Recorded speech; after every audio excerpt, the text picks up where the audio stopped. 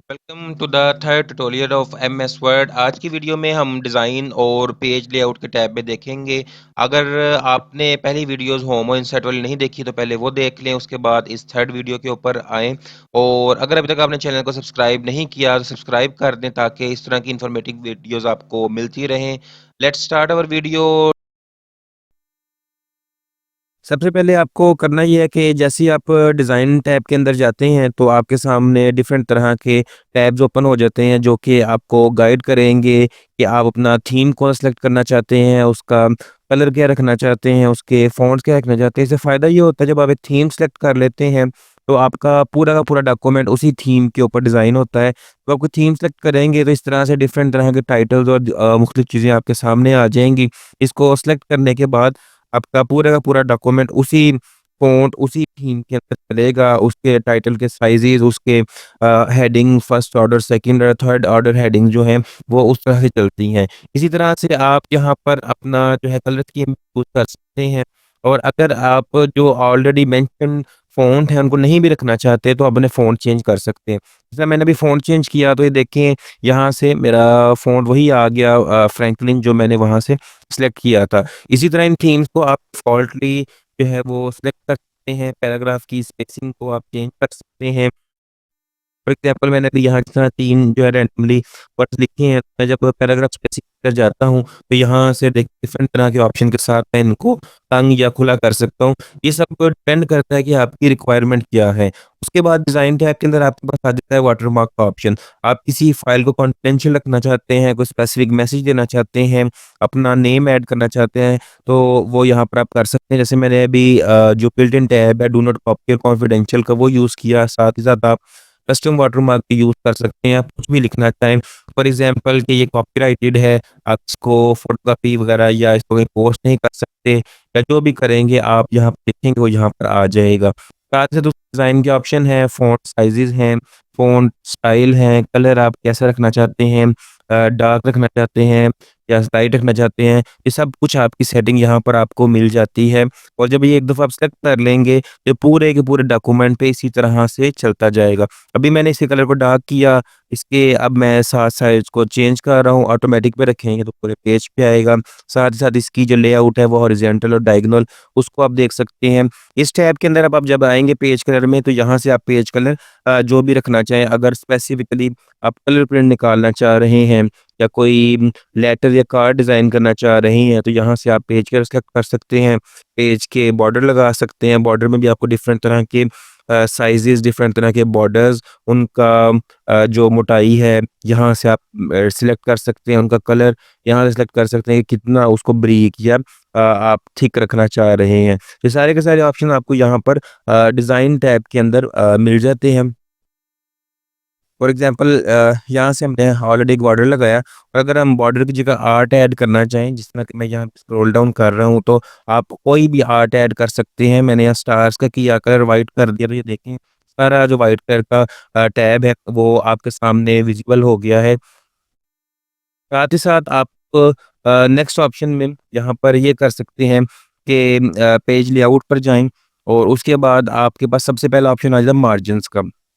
Margin basically page के default 1 inch from all side होता है, जो कि डॉक्यूमेंट की रिक्वायरमेंट भी होती है। अगर आप इसके अलावा चेंज करना चाहें तो कुछ आपके पास ऑलरेडी मौजूद है, सेंटेरो के अंदर 0.5 हो जाएगा। इसी तरह अगर आप कस्टम करना चाहें तो कस्टम भी कर सकते हैं। फॉर एग्ज़ाम्पल वेबसाइट्स वाली साइट होती है, तो वहाँ पर आप एक की बजाय डेढ़ कर सकते हैं, टॉप और बॉटम को कम कर सकते हैं ताकि ज़्यादा टेक्स्ट यहाँ पर आ जाए। जैसे-जैसे आप ऊपर देख रहे हैं कि लाइन अप डाउन हो रही है, दैट्स मीन कि उसके मार्जिन चेंज हो रहे हैं। जितना मार्जिन ज़्यादा रखेंगे, उतना टेक्स्ट कम आएगा, जितना मार्जिन कम रखेंगे, उतना वो ज़्यादा आएगा। साथ ही ओरिएंटेशन का ऑप्शन है, पोर्ट्रेट डिफ़ॉल्ट होता है, लैंडस्केप में आप कर सकते हैं। पेजेज़ के साइज़ A4 जो है जनरली चलता है। आप लीगल भी रख सकते हैं अगर आप लीगल में इसको प्रिंट आउट करना चाहते हो और बाय डिफ़ॉल्ट ये लेटर पे सिलेक्ट होता है। इसी तरह किसी टेक्स्ट को अगर आप सिंगल नेम रखना चाहें तो वो तो डिफ़ॉल्ट होता ही है। अगर उसको आप 2 कॉलम या 3 कॉलम के अंदर सेलेक्ट करना चाहते हैं, तो आप 2 और 3 कॉलम के अंदर उसको लेके जा सकते हैं। इससे फ़ायदा ये होगा कि आप एक पेज के ऊपर ज़्यादा मवाद लिख सकते हैं या फिर कंपैरिज़न का कोई टेबल आप बनाना चाहते हैं तो उस तरह बना सकते हैं। फॉर एग्ज़ाम्पल देखिए मैंने यहाँ पर 3 लाइन्स जो हैं वो क्रिएट की हैं और साथ-साथ सेलेक्ट कर दिया है मैंने कॉलम्स का ये 2 कॉलम वाला। अब जैसे ही मैं लिखता चला जाऊँगा, पहले फर्स्ट कॉलम पूरा होगा, उसके बाद सेकंड कॉलम की बारी आएगी और फिर थर्ड। तो मैंने एंटर करके आपको दिखा दिया है किस तरह से 2 या 3 हिस्सों में चला जाएगा। मैं भी आपको यहाँ पर टेक्स्ट पेस्ट करके भी दिखा देता हूँ कि कॉलम्स की मदद से आप एक ही पेज पर 3 तरह से जो कॉलम्स हैं वो किस तरह से क्रिएट कर सकते हैं और इन सब की अगर नीड की बात करें तो ये नीड हर किसी के लिए स्पेसिफिक है, आपने खुद देखना है। हमारे इस वीडियो का मकसद आपको खाना है। तो इसको यूज़ कैसे करना है, कहाँ यूज़ करना है, ये आपकी रिक्वायरमेंट पे है। तो आप इस तरह से अपने टेक्स्ट को 3 कॉलम्स के अंदर डिवाइड कर सकते हैं। ये भी हमारा जो था वो फर्स्ट 4 ऑप्शंस थे। उसके बाद हमारे पास आ जाता है ऑप्शन जो है वो ब्रेक्स का। उसे कॉलम्स के बाद हम पेज ब्रेक को देख लेते हैं।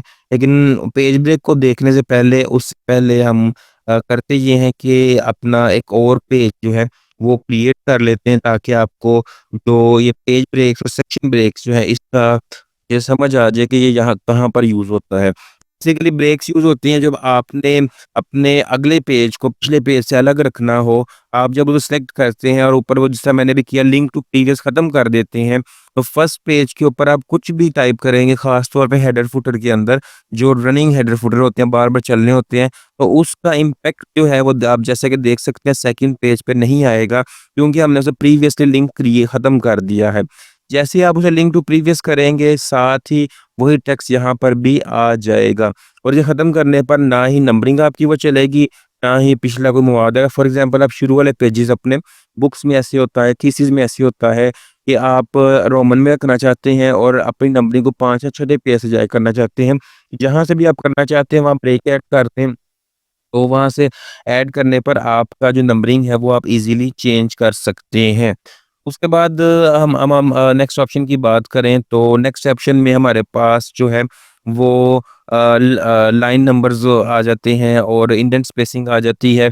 यहाँ से आप बिफोर और आफ्टर स्पेसिंग, लेफ्ट और राइट स्पेसिंग जो है वो ऐड कर सकते हैं। मैं इसको अभी 2 पैराग्राफ का आपको शेप करके दिखाता हूँ कि मैं जैसे बिफोर स्पेसिंग क्या करता हूँ, शुरू में स्पेसिंग ऐड हो जाती है और आफ्टर करता हूँ तो इसके बाद भी ऐड हो जाती है। आप सारे पैराग्राफ को सिलेक्ट करें, यहाँ से स्पेसिंग को सिलेक्ट करें, तो इससे आपके पैराग्राफ आप जितने भी एक मखसूस फासले पर रखना चाहते हैं, एक से दूसरे पैराग्राफ को, तो वो इस चला जाएगा।